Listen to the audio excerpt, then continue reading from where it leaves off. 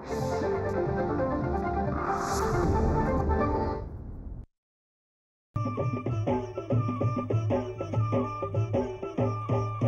काळी आई धनधान्य देई, ही काळी आई धनधान्य देई, जोडते मनाची नाती आमची माती, आमची माणसं, आमची माती, आमची माणसं, आमची माती, आमची माणसं, आमची माती, आमची माणसं, आमची माती, आमची माणसं.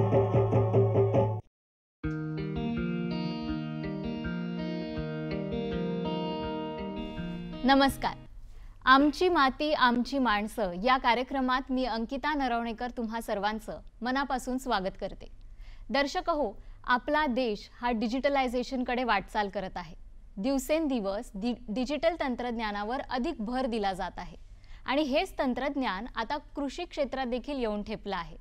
तर या तंत्रज्ञानाचा वापर करून आपलं कृषी क्षेत्र हे अधिक कसं बळकट करता येईल याविषयी आज आपण जाणून घेणार आहोत.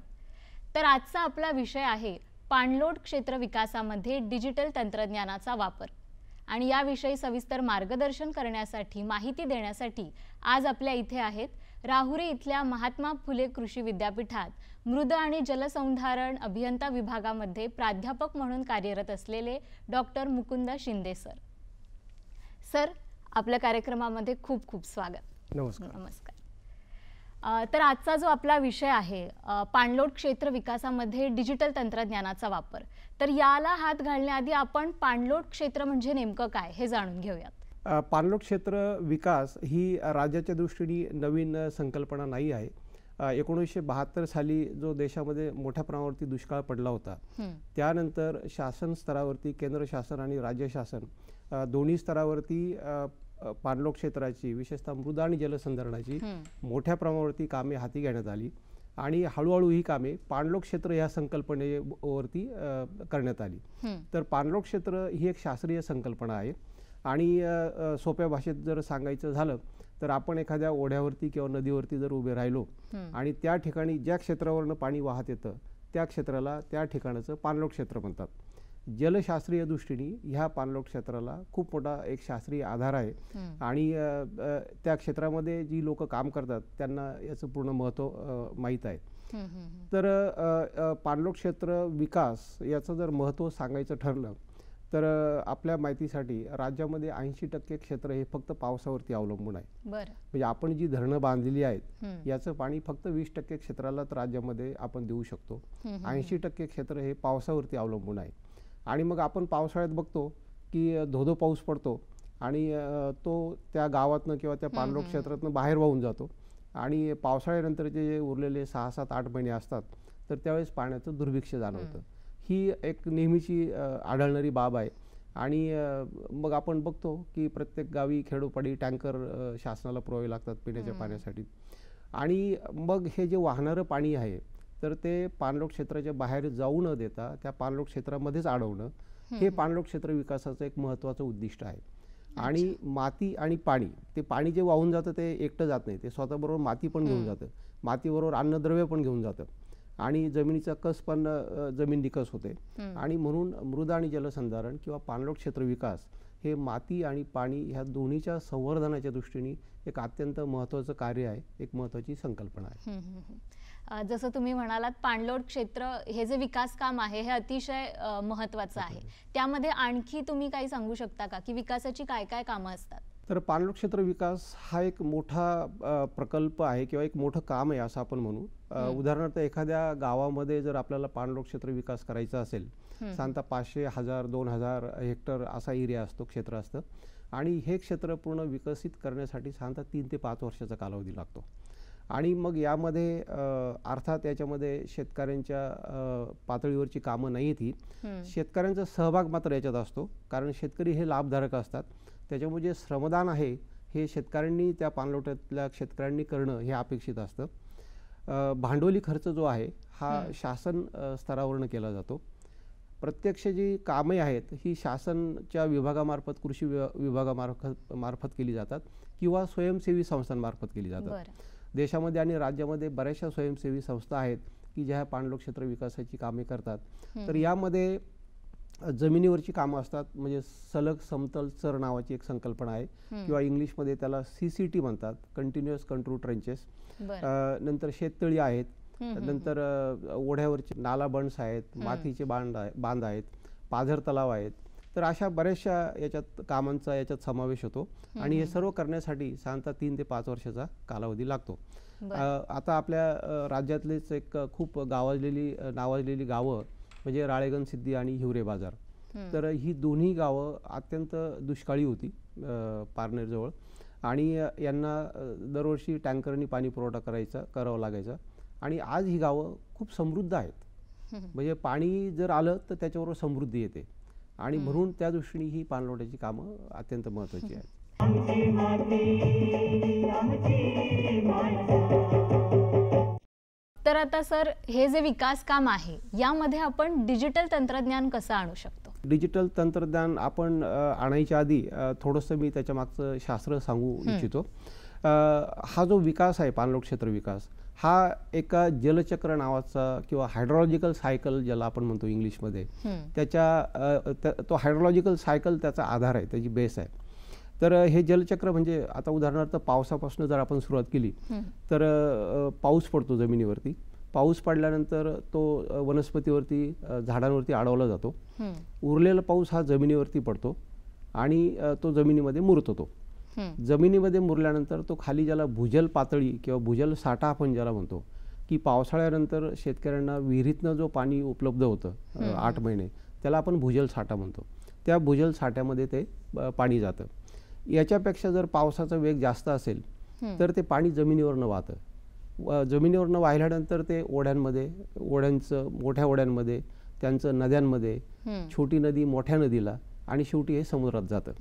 समुद्रात गेल्यानंतर वर्षभर त्याचं बाष्पीभवन चालू असतं आणि ते बाष्पीभवन जे आहे, ती जी वाफ होते वातावरणामध्ये, ही वाफ नंतर जमिनीवर येते आणि मग आपल्याकडे एक टिपिकल पाऊस आहे, त्याला मान्सून म्हणतो आपण. तर ह्या मान्सूनमध्ये म्हणजे जून ते सप्टेंबर हा जो 4 महिन्याचा कालावधी, त्यावेळेस याला पोषक वातावरण तयार होतं आणि हे सगळे जे बाष्प ढगाच्या स्वरूपात जमिनीकडे येतात आणि मग आपल्याला मान्सूनमध्ये पाऊस पडतो. ही पूर्ण सायकल तयार झाली आणि मग ह्या सायकलचे जे वेगवेगळे घटक आहेत, म्हणजे पाऊस असेल किंवा हवामानाचे इतर घटक असतील, पाणी मुरण्याचा वेग असेल जमिनीतील, पाणी वाहण्याचा वेग असेल जमिनीवरचा, साठवण क्षमता असेल, नंतर वनस्पतीबद्दल जे बाष्पपर्जन होतं ते असेल, हे सगळं आपल्याला घटक मोजावं लागतात. ह्या निरीक्षणाच्या सर्व नोंदी घ्याव्या लागतात आणि मग पाणलोट क्षेत्र विकासाच्या आधी हे घटक कसे कार्यरत होते, पाणलोट क्षेत्र विकास झाल्यानंतर हे घटक कसे कार्यरत होते. आता उदाहरण सांगायचं झालं तर पाणलोट क्षेत्र विकास होण्याच्या आधी साधारणतः पाणी वाहण्याचं जे प्रमाण असतं पाणलोटाच्या बाहेर, हे जास्त असतं. पाणलोट क्षेत्र विकास केल्यानंतर ते प्रमाण कमी होतं. असे सर्व घटक जे आहेत ह्या जलचक्राचे, हे बदलतात आणि ते किती बदलले, कशा प्रमाणात बदलले, याच्यावरनं पाणलोट क्षेत्राचा जो विकास आहे हे काम किती परिणामकारक झालं हे आपल्याला लक्षात येतं. अच्छा, म्हणजे थोडक्यात यामध्ये शास्त्रीय नोंदी ज्या आहेत त्या अतिशय महत्त्वाच्या आहेत. मग या नोंदी घेण्यासाठी काय काय उपकरणं किंवा काय तंत्रज्ञान उपलब्ध आहे? तर आता या नोंदी घेण्यासाठी आपल्याकडे या आधी पण उपकरणं होते. उदाहरणार्थ पाऊस मोजण्यासाठी पर्जन्यमापक होते, नंतर हवामान केंद्र होते. तसंच बाकीचे जे घटक आहेत या जलचक्राचे, ते मोजण्यासाठी पण आपल्याकडे उपकरणं होते. पण ही सर्व उपकरणं त्या व्यक्तीला तिथे रोज जाऊन त्याचे निरीक्षणाची नोंद करावी लागायची. उदाहरणार्थ मागच्या 24 तासात किती पाऊस पडला हे सकाळी 8-9 वाजता जाऊन त्या व्यक्तीने रोज बघायचं. म्हणजे रोज त्याला तिथं जाऊन ते निरीक्षणं नोंद करणं गरजेचं होतं. महात्मा फुले कृषी विद्यापीठामध्ये एक जागतिक बँकेचा कास्ट नावाचा एक प्रोजेक्ट आहे. 2018 पासून तो सुरू आहे आणि कास्ट या शब्दाचा अर्थ असा इंग्लिशमध्ये centre for advance agricultural science and technology म्हणून त्याला शॉर्टमध्ये कास्ट म्हणतो. आणि ह्या कास्ट प्रोजेक्टचा जो विषय आहे तो आहे climate smart agriculture and water management, म्हणजे हवामान अद्ययावत शेती आणि पाणी व्यवस्थापन. तर या प्रोजेक्टचा जो एक उद्देश आहे की डिजिटल टेक्नॉलॉजीज तयार करणे. काय त्या उद्देश डोळ्यासमोर ठेवून आम्ही मागच्या 5 वर्षामध्ये बरेचसे उपकरणं तयार केलेले आहेत. तर त्याच्यामध्ये हे जे पाणलोट क्षेत्रामध्ये जे उपकरणं आपण वापरतो तर हे आता आपण डिजिटल टेक्नॉलॉजीनी ते रिप्लेस करू शकतो. उदाहरणार्थ पर्जन्य मापक जे मी मगाशी सांगितलं की रोज जाऊन तिथं नोंद घ्यायची, आता त्याची गरज नाही. आता ऑटोमॅटिक वेदर स्टेशन्स आहेत. आम्ही स्वतःचे ऑटोमॅटिक वेदर स्टेशन्स विकसित केलेले आहेत आणि त्यांना आम्ही स्मार्ट वेदर स्टेशन नाव दिलेलं आहे. कारण असं की ऑटोमॅटिक वेदर स्टेशनपेक्षाही जास्त काही गोष्टी त्याच्यामध्ये अंतर्भूत आहेत. रोज पाऊस किती पडला त्याची नोंद होते, तापमान, आर्द्रता, वाऱ्याचा वेग, सूर्यप्रकाशाचे तास, या सर्व बाबी त्याच्यात नोंद होतात. आणि विशेष म्हणजे पाऊस पडल्यानंतर जमिनीची धूप करण्याची एक ताकद असते त्याच्यामध्ये पावसामध्ये. तो एक तोटा म्हणू आपण की पाऊस पडल्यानंतर जमिनीची धूप होते, परंतु ती जी ताकद आहे त्याला रेनफॉल इरोजिव्हिटी म्हणतात इंग्लिशमध्ये. ती मृदा आणि जलसंधारणाच्या दृष्टीने एक महत्त्वाचा घटक आहे तो. तर हे रेनफॉल इरोजिव्हिटी किंवा मराठीमध्ये त्याची जी क्षमता आहे पावसाची धूप करण्याची, ही काढण्यासाठी एक पद्धत आहे शास्त्रीय, पण ती भयंकर क्लिष्ट आहे. तर आता आम्ही ह्या स्मार्ट वेदर स्टेशनमध्ये तो प्रोग्राम लिहून त्या स्मार्ट वेदर स्टेशनमध्ये जसं पाऊस पर्जन्यमान मिळतं तसंच ते पावसाची धूप करण्याची क्षमता ही सुद्धा आम्हाला मिळते. आणि म्हणून आम्ही त्याला स्मार्ट वेदर स्टेशन म्हणतो. तसंच एखाद्या गावामध्ये जर एक वेदर स्टेशन असेल, ऑटोमॅटिक वेदर स्टेशन, तर ते वेदर स्टेशन जो पाऊस नोंद करतं तोच पूर्ण गावासाठी आपण गृहीत धरतो. आम्ही आता ते पाऊस त्या गावामध्ये किती बदल होतो एकाच गावामध्ये ते सुद्धा आमच्या स्मार्ट वेदर स्टेशनमध्ये आम्ही मोजू शकतो. स्मार्ट वेदर स्टेशन आमचे वेगवेगळ्या स्वरूपात आहेत. अगदी 2,000-3,000 रुपये किमतीपासनं तर 1 लाख रुपये किमतीपर्यंतचे वेगवेगळे मॉडेल्स आहेत आमचे. कारण प्रत्येक ठिकाणी सगळेच घटक पाहिजे असं पण नसतं आणि त्या दृष्टीने आम्ही वेगवेगळे मॉडेल्स विकसित केलेले आहेत. आमची माती आमची माणसं. आता हे जसं तुम्ही उदाहरण दिलं स्मार्ट जे वेदर स्टेशन तुम्ही विकसित केलेलं आहे, अशा प्रकारची आणखी कुठली उपकरणं जी आहेत ज्यामुळे पाणलोट क्षेत्रामध्ये विकास कामं जी आहेत ती जोरानं होऊ शकतात? आता एक उदाहरण सांगतो मी तुम्हाला की मगाशी मी तुम्हाला सांगितलं की मातीतील ओलावा हे सुद्धा एक महत्त्वाचा घटक असतो. तर ते मातीतील ओलावा मोजण्यासाठी आताची जी पद्धत आहे तिला कमीत कमी 24 तास लागतात तो ओलावा काढण्यासाठी. आणि मग आता आम्ही सेन्सर डेव्हलप केलेले आहेत की ते सेन्सर त्या जमिनीमध्ये लावले की तुम्हाला सतत ओलावा किती आहे 24 तास हे तुम्हाला तुमच्या लॅपटॉपवरती किंवा मोबाईलवरती कळतं. काय हा जो प्रकार होता, क्लिष्टपणा जो होता पहिल्या जी उपकरणं होती त्याच्यामध्ये, तो पूर्णपणे आता निघून गेलेला आहे. आणि ही सगळी निरीक्षणं ह्या डिजिटल उपकरणाच्या सहाय्याने तुम्हाला तुमच्या मोबाईलवरती किंवा लॅपटॉपमध्ये मिळतात. दुसरं असं की CCT नावाचा जो प्रकार आहे, कंटिन्युअस कंट्रोल ट्रेंच किंवा सलग समतल चर, जिथे डोंगर उताराची जमीन असते, लागवडी योग्य नसते ती जमीन, परंतु त्या ठिकाणावरनं खूप मोठ्या प्रमाणात पावसाचं पाणी वाहतं. अशा ठिकाणी ते CCT घेतले जातात आणि त्या CCTमुळं त्या पाणलोट क्षेत्रामध्ये खूप मोठ्या प्रमाणावरती पाणी जमिनीत मुरतं आणि भूजल साठा वाढतो. परंतु पाणी किती मुरतं हे मात्र ठामपणे कोणी सांगू शकत नाही, कारण ते मोजण्यासाठी उपकरण नाही आपल्याकडे. म्हणून आम्ही त्याच्यासाठी डिजिटल उपकरण तयार केलेलं आहे. ते जर त्या CCTवरती बसवलं तर तुम्हाला सतत त्या CCTमध्ये पाण्याची पातळी किती आहे ते लक्षात येतं आणि त्याच्यावरनं पाणी किती मुरलं जमिनीमध्ये याचा आपण ठोकताळे काढू शकतो. आता तुम्ही सांगितलं की जमिनीमध्ये पाण्याचा मुरण्याचा वेग आहे, त्याला देखील मोजावं लागतं वगैरे. तर अशी अजून काय उपकरणं आहेत ज्यामुळे हा वेग आपण मोजू शकतो? जमिनीतील पाणी मुरण्याचा वेग आहे हे जे विद्यार्थी शिक्षण घेतात त्यांना जर आपण विचारलं ना, भयंकर क्लिष्ट आहे ते. तर त्यांना त्या उन्हात किंवा पावसात तिथं बसावं लागतं दिवसभर ते पाणी मुरण्याचा वेग मोजण्यासाठी. मग आम्ही आता त्याच्यात पण डिजिटल तंत्रज्ञान आणलंय आणि डिजिटल उपकरण तयार केलेलं आहे. ते सतत त्या पाणी मुरण्याचा वेग त्याची नोंद घेत असतं आणि आम्हाला आमच्या लॅपटॉपवरती किंवा मोबाईलवरती त्याचे रेकॉर्ड कंटिन्युअस सतत मिळत असतात. आणि त्याच्यामुळे ह्या गोष्टी खूप सोप्या झालेल्या आहेत आता. आणि ही पूर्ण निरीक्षणाची नोंद एकदा आपल्याकडे आली की व्यवस्थापन आपण चांगल्या प्रकारे करू शकतो. आणखी आहेत अशी कुठली उपकरणं जी पाणलोट क्षेत्र विकासामध्ये फारच महत्त्वाची ठरलेली आहेत? ही जलचक्राची जी वेगवेगळे घटक आहेत ते सर्व घटक आपण डिजिटल तंत्रज्ञानाने मोजू शकतो. उदाहरणार्थ शेततळी असतात, तर त्या शेततळ्यामध्ये पाणी साठा किती आहे, नंतर त्या पाणलोट क्षेत्रातनं किती पाणी वाहतं हे सुद्धा आपण डिजिटल तंत्रज्ञानाने, डिजिटल उपकरणाने मोजू शकतो. आणि एक सगळ्यात महत्त्वाचा विषय असा की पाणलोट क्षेत्र विकास करण्याच्या आधी त्याचं आपल्याला सर्वेक्षण करावं लागतं. आणि सध्याच्या इथून मागच्या ज्या पद्धती होत्या आपल्या सर्वेक्षणाच्या, या म्हणजे स्वतः त्या व्यक्तींना जाऊन ते उपकरणं घेऊन ते सर्वे करायचा, अशा प्रकारचा तो होता. म्हणजे साधारणतः एक पाणलोट क्षेत्राचा सर्वे करण्यासाठी एक 10 ते 15 दिवस लागू शकतात. पण आता आपल्याकडे ड्रोन टेक्नॉलॉजी आहे, तो ड्रोननी आपण तो सर्वे काही तासात करू शकतो. आणि आमच्या महात्मा फुले कृषी विद्यापीठामध्ये जो कास्ट प्रोजेक्ट आहे याच्यामध्ये ड्रोनची खूप मोठी सुसज्ज लॅबोरेटरी आहे आणि त्या ड्रोनचा वापर आम्ही मॅपिंग आणि स्प्रेइंगसाठी करतोय. आपल्याकडे डायरेक्टर जनरल ऑफ सिव्हिल एव्हिएशननी ड्रोन पायलट ट्रेनिंग सेंटर पण सुरू केलेलं आहे. आणि मागच्या 15 दिवसापूर्वीपर्यंतच आम्ही 100 पायलट ट्रेन पण केलेले आहेत. तर ही ताकद आहे आपली. आणि ह्या डिजिटल ताकदीच्या बळावरती आपण ही जी कामं जी क्लिष्ट होती कोणी एकेकाळी, ती खूप सहज सुलभ झालेली आहेत आणि खूप परिणामकारक आपण ही कामे करू शकतो.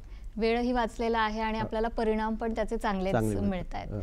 तर आता ही जी उपकरणं तुम्ही सांगितली, जे तंत्रज्ञान आहे, हे बाजारात सध्या उपलब्ध आहे का? कुठे उपलब्ध आहे?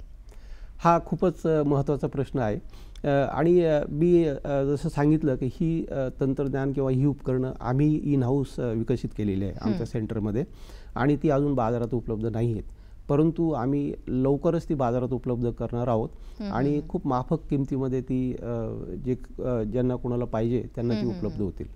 तरी आता ही जी उपकरणं आहेत तुम्ही सांगितलेली, याला साधारण खर्चाची बाजू किती येऊ शकते, काय सांगाल? आता मी मगाशी सांगितलं त्याप्रमाणे जे स्मार्ट वेदर स्टेशन्स आहेत आमचे, ते अगदी 1,000 रुपयापासून ते 1,00,000 रुपयापर्यंत वेगवेगळे मॉडेल्स आहेत. लक्षात. आणि कोणत्याही बाहेरच्या मार्केट प्राईसपेक्षा हे माफक आहेत.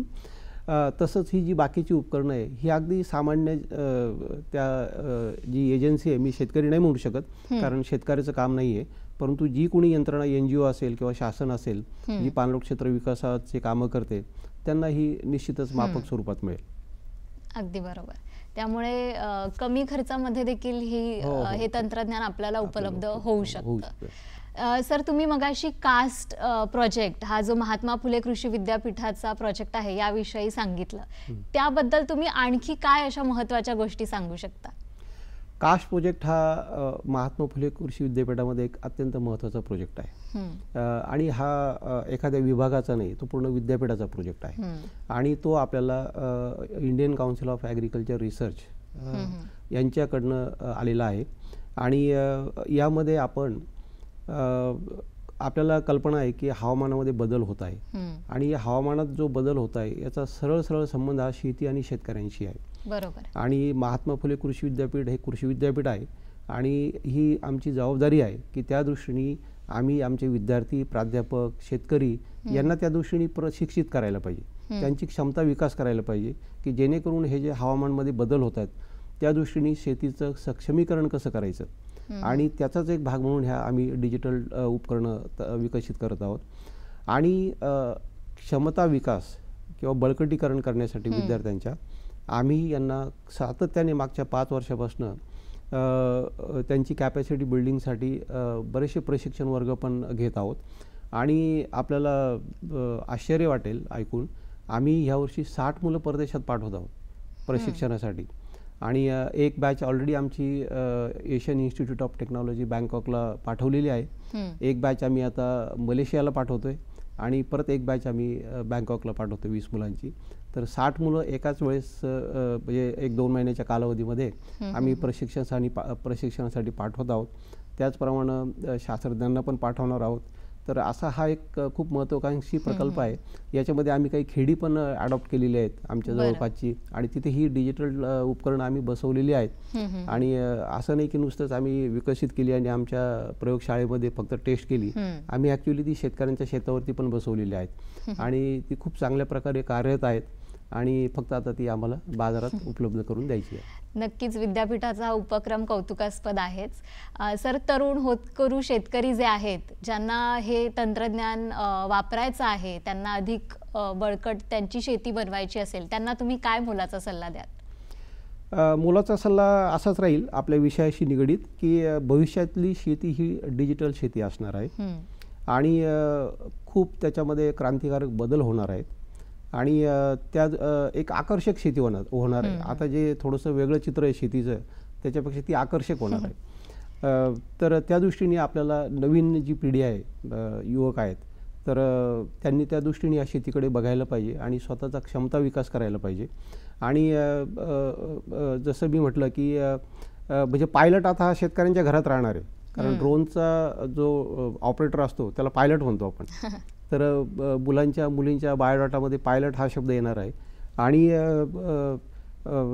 जर पायलट असेल तो आणि ड्रोननी जर स्प्रेइंग करत असेल तर निश्चितच हे आशादायी चित्र आहे आणि भविष्यात हे चित्र बऱ्यापैकी बदलणार आहे. पूर्ण शेती डिजिटल होणार आहे. तर सर्व तरुणांना आव्हान आहे की त्यांनी त्या दृष्टीने आपलं बळकटीकरण करावं. हे सगळे जे स्किल्स आहेत हे स्वतःमध्ये शिकून घ्यावी आणि त्या दृष्टीने आपण सज्ज व्हावं. नक्की, जसं तुम्ही म्हणालात, लवकरच संपूर्णपणे शेती ही डिजिटल होऊ शकते. आपण शेतकऱ्यांनी, तरुणांनी त्यासाठी प्रयत्न केले पाहिजेत. आज आपण खूप छान मार्गदर्शन केलं.